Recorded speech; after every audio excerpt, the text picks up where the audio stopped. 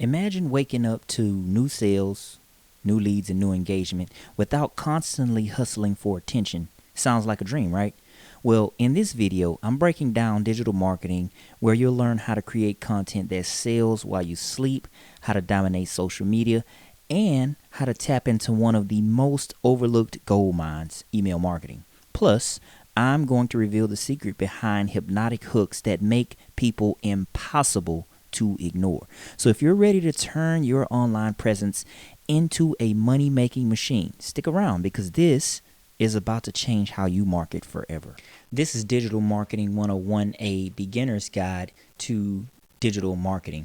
Now, these are the strategies that I have tried that work and that you should be aware of that you can use today across content, social, and email marketing so that you can see results. Now, which platforms should you be on?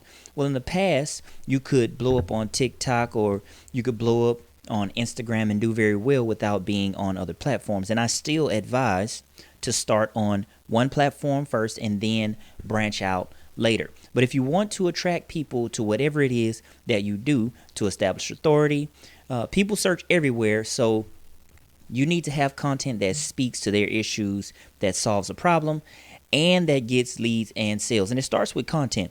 Now, content helps people get to know, like, and trust you, and it also establishes you as an authority. Now, you want to make everything searchable, so use hashtags, not a lot of hashtags, just 2 or 3 targeted ones on each platform when you post. I used to teach to focus on one platform, but the way that AI has changed search and the way that people search has changed. So you do need to be on multiple platforms, but here's an easy way that you can do it. Here's how you dominate on social. I would post one piece of long form content per week, and then I would break that down into smaller pieces. This way you don't have to think about what content you're creating. On Instagram, carousels work pretty good, and behind the scenes videos if you have time. If not, just make the one long form piece of content and then break that down into smaller pieces. This way you aren't struggling to figure out what to post. And if you just don't know what to post, I have an AI content starter kit that's going to completely change what you think about creating content because it will do all the work for you. Content marketing, social media marketing, email marketing. I will leave the link to that in the description, and it's only $67. And it comes with a content planner to help you keep all of that organized. Now, 3 social media strategies that I have found to work is 1, engage with people on different platforms. For instance, on Threads, the way to build a following is really by engaging on comments on that platform. 2, leverage platform-specific features. I know that can be hard because it's better to optimize for each platform, but that has become way more challenging and some people just don't have the time. Don't think too much about it. Just focus on that one long form per week and the rest is a bonus.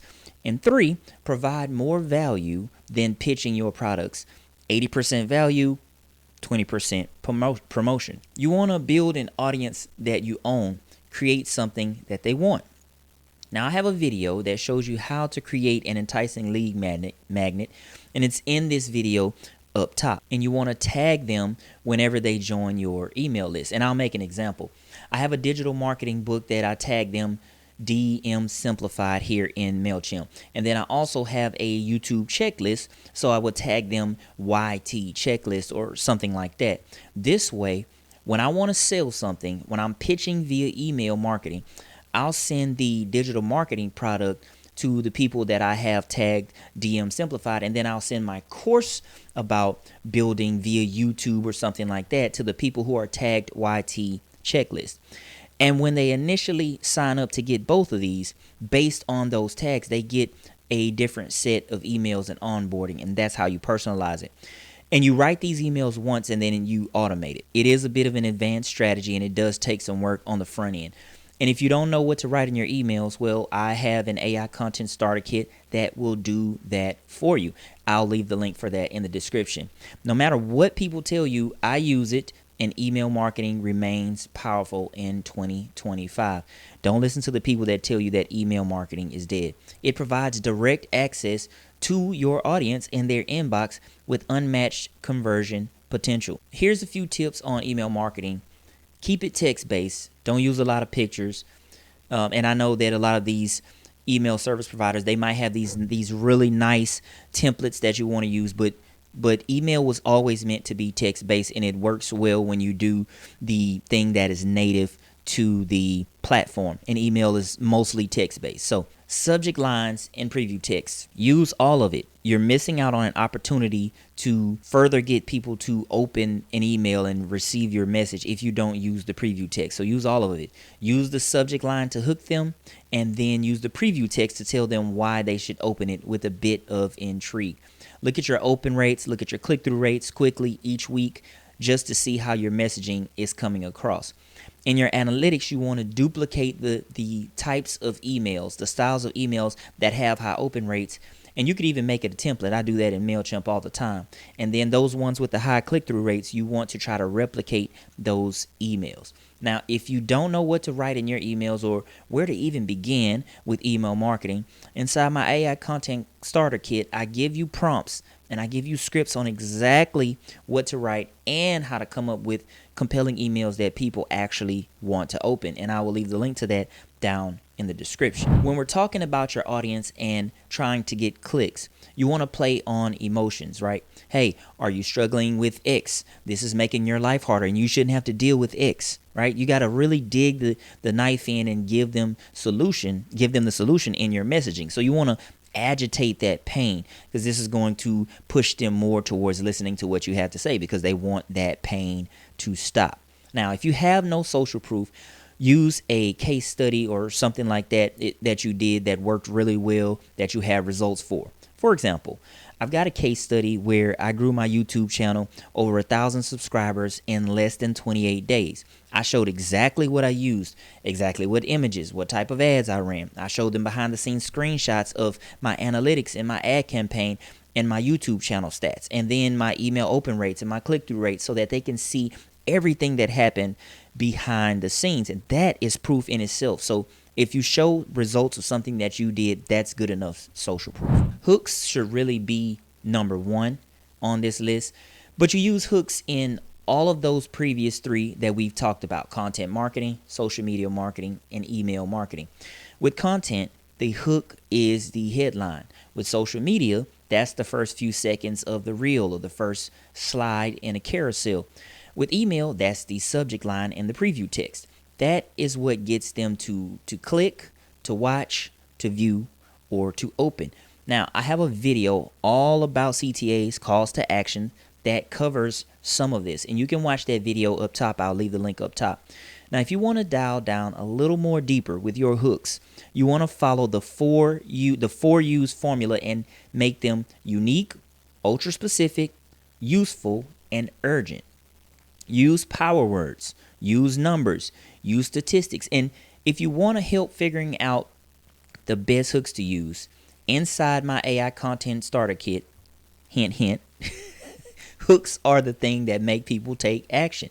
Let's look at an example so you have some context for your own hooks. All right. Now, for example, take this landing page headline: free report, case study, how I gained 1,000 subscribers and grew my watch time and views by 952% in less than 28 days. Right? This page converts at 46%. You see the numbers and stats I used? 1,000 grew by 952%, less than however many days. Numbers, stats, that always increases engagement and always increases views and watch time, right?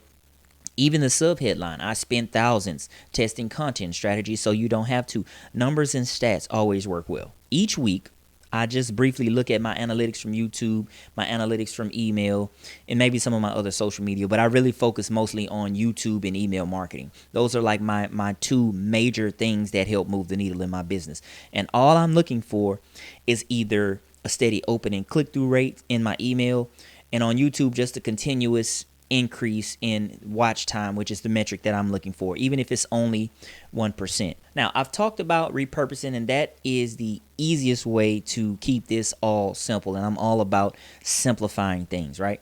So that main piece of content, break off smaller pieces from that main piece of content. Now, I know that it helps to know where all this traffic comes from so that you can focus more on the channels that are working harder for you and more efficiently for you. So what I've done is I've set up some Google Analytics on certain pages that I promote so that I can monitor how many people are visiting those certain pages. And I know it can be a lot, but in the future, when you get more advanced and you want to run ads, if you already have those things set up, the Facebook pixel, or you have Google Analytics set up on these pages, then later when you get to the advanced portion, you can just let all that data stack up and it'll be way more targeted when you start to run ads to people.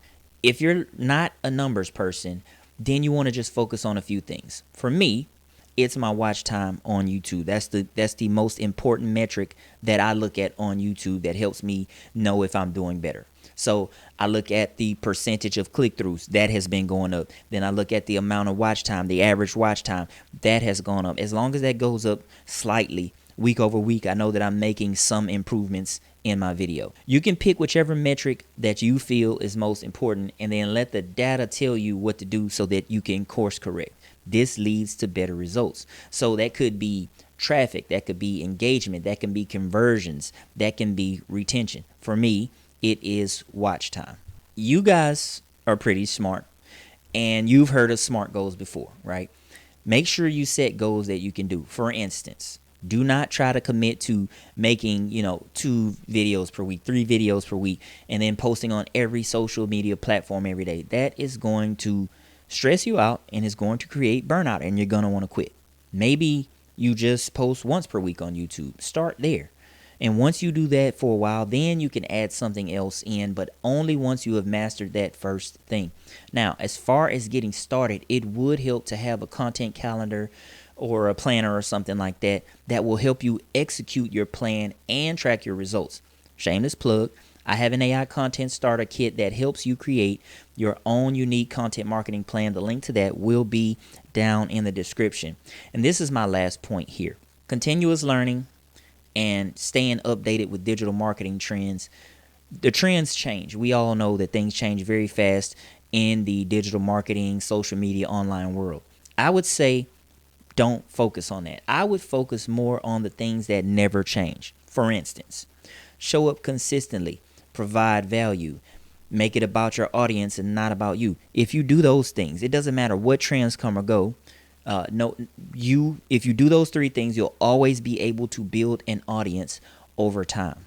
If you like this lesson and you want to get started in digital marketing the right way, right, the easy way, then in less than an hour, you can get my AI content starter kit and I'll walk you through how you can set up a content marketing plan, an email marketing plan, and a social media marketing plan. And I'm going to give you a bonus lesson on how to create hooks that convert, that click, and that sell, right? Get people in. So if you are interested in that, go down in the description, check out that link. It's called the AI Content Starter Kit, and I cannot wait to see you inside.